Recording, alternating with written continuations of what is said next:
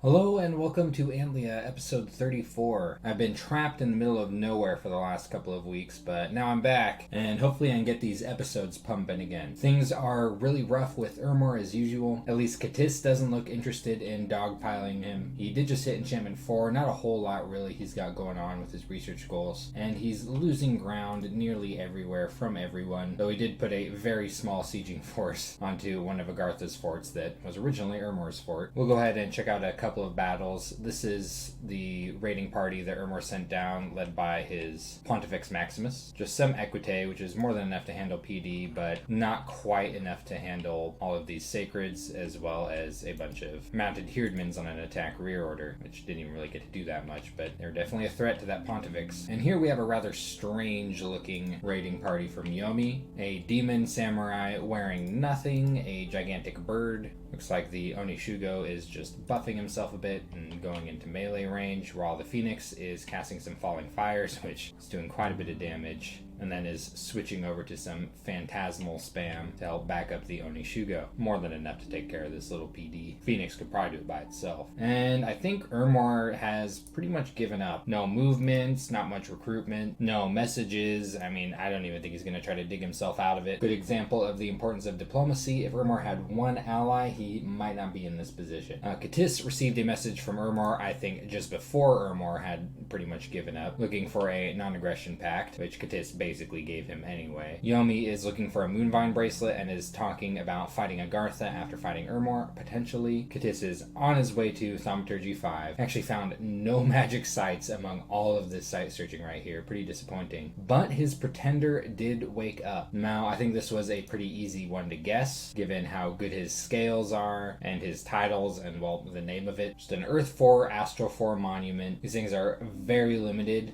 in their magic item slots. They can't move, can't even teleport, but they're very cost-efficient pretenders, a favorite choice for scales builds. He's putting the crystal gear crosspath to use right away, making a crystal coin, and otherwise seems mostly to be focused on consolidation. Funnily enough, he hasn't claimed this throne yet, and he's not building on it. He's actually building a palisades here in Shadowglade above and in Dunster below. Now, Dunster, of course, is an excellent spot to build palisades, as it's got crystal sorceresses, which give any nation air magic pretty heavily in combat. Shadowglade, I think, is just in preparation for a longer war he foresees in the future. Katis does have a lot of forts built in a small area. When he has really high mage numbers, this will make him very annoying to invade, or at least to conquer and keep what you invade. But that's about all. He seems to be keeping his head down at the present moment, letting everyone else slog each other while he grows stronger in what territory he has. Agartha has received a message from Yomi, who is detailing his battle plans, just to help try and avoid a bump with Agartha. And Agartha is having a bigger problem with Oceania than with Ermor. Agartha did experiment with a thugged out Oracle, wearing black steel helmet,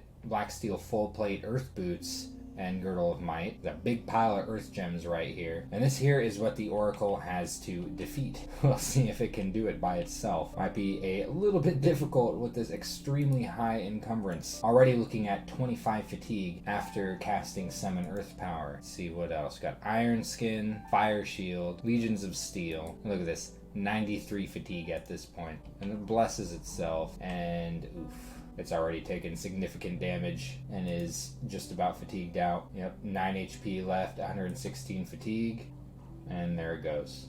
So, interesting attempt, but it didn't work out, and that was a lot of earth gems down the toilet right there, including a very limited capital-only mage, and it didn't cost Oceania anything, just a little bit of PD died. Oceania also took on some province defense here to the north. There was a decent amount here, but Oceania brought enough Ictitars and Aphrois who are unblessed to take on what's here. These Ictitars are very good on land, in my opinion. They have some weaknesses, but as long as you've got good protection to help buffer them, their Trample and Berserk is a really nice pairing. I prefer to keep them on the flanks and have them curl around more armored and projectile-proof units. But here they worked out flawlessly. Looks like about 16 PD. And this is just a ping, seeing what's going on at Bayville. And strange things are afoot at the Green Sea. Ill omens, lots of unrest, some death gems. Don't think Agartha is worrying too much about this province, as it's largely cut off by Oceania at the moment. Now, I'm not sure if Agartha was completely finished taking her turn when I saved the turn files, because there's a whole bunch of mages doing absolutely nothing on the capital, but she does seem to be moving an extremely large army right into Rasenna, and her response to Ermor moving a raiding party onto Nifel is to move her siege force from White Forest onto Nifel, leaving just a skeleton behind to watch the gate. So there's a chance for a decent sized battle here. We'll just have to see what Oceania is doing next turn. And Femoria has been trying to pin down the last of Xibalba's forces. Xibalba did just sally out of his cave into the farm province with a whole bunch of scorpions. This is just province defense, nothing special. It all gets swallowed up by these disgusting monsters. And Femoria also pinged Xibalba's cave to see what's going on inside of it.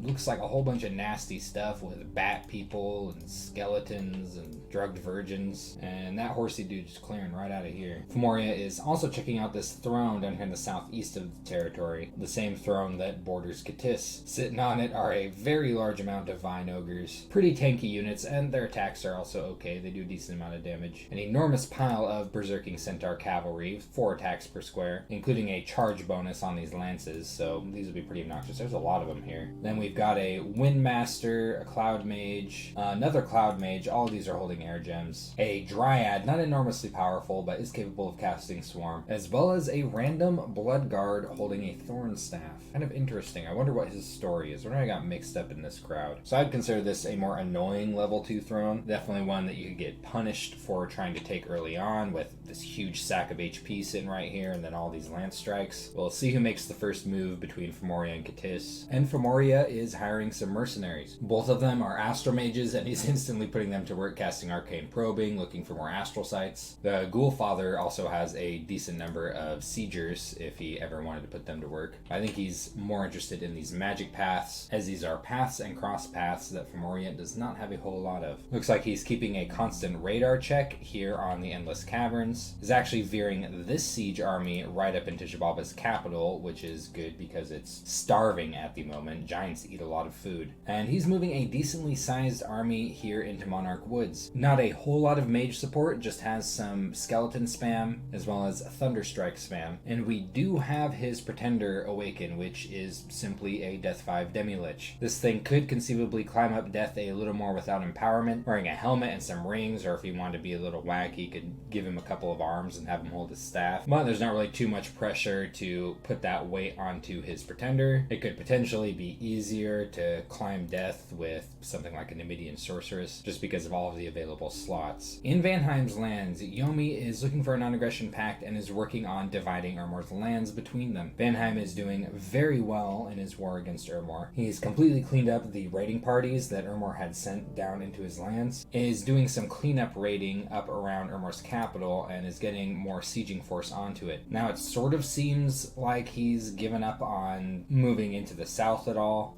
He is recruiting a decent amount of serfs here, so he might be planning something. Of note, this barbarian province right here has death scales on it. I think there's a decent chance that there's death magic sites here. Could get some death gem income out of it. And he does have just the dwarf to check. It would just be a matter of taking this province. Wouldn't be too difficult with some of the units he has access to. Funnily enough, he might actually be better off going for some jaguar tribe if the goal here is to take on these barbarians, because they have slings, and barbarians are very weak to things like slings. They've got more morale than the Surf Warriors do, quite a bit on the Makwa wheat-wielding ones. Overall, this war has worked out very favorably for Vanheim. Seems to be benefiting Agartha and Yomi quite well as well. But how long will this indirect triple alliance hold? Yomi has just picked up his enchantment 5. He's finally kicking the wolves out of this province. These things have been bugging me for a very long time, just that no one swung over and picked up the province real quick. He's using a Dione to get at them, which you'd think has some kind of affinity to wolves or something.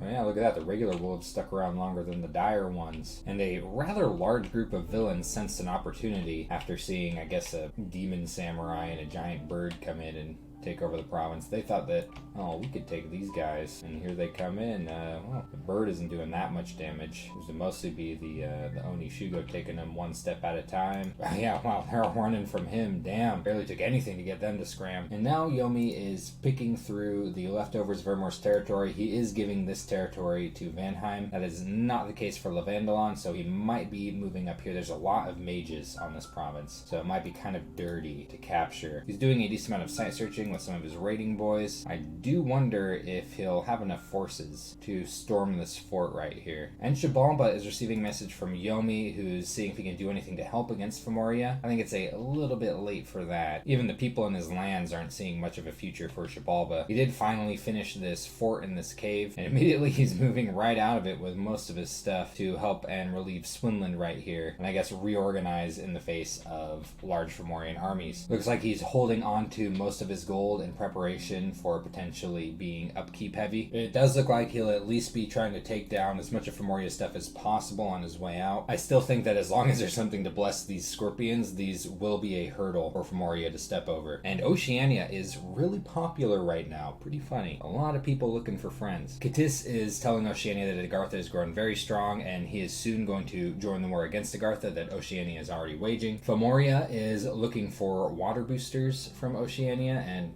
some consistent information. Yomi is looking for information on Agartha's pretender and is also giving Oceania some water gems in hopes of getting some magic items to put onto his Dione so he can take care of those ice devils. Pretty funny. I guess he's just hoping that Oceania will be kind about it and sacrifice a couple mage turns to do that, as he's not giving him any surplus gems or anything. Oceania has started to crawl up enchantment, found a huge pile of gold as well as weightless scale mail, which is decent encumbrance free armor, kind of expensive to make, definitely relevant on something like a Capricorn, which is wearing no armor whatsoever. It does look like Oceania is at least partially fulfilling Yomi's request. He's making a Ring of Frost down here. He's actually moving this entire army out of Rasenna, so we're not as likely to see a large battle here, though there's a lot of province defense here. That's going to be a lot of lost gold if Agartha does in fact invade in a small force onto this throne province. Though it does have his pretender in it, as well as a fairly well-kitted Haliod, and he's sending his raiding party into the Green Sea. I hear there's sea goats full of death gems in there, so I hope we'll be alright. I do think if Agartha shifts her focus purely onto Oceania, he's going to run into some trouble. Lately it seems like Agartha's mostly been focusing on mopping up Urmor. That might change really quickly because Urmor is very close to being mopped up. Oh nice, empowering a Haliod. In what?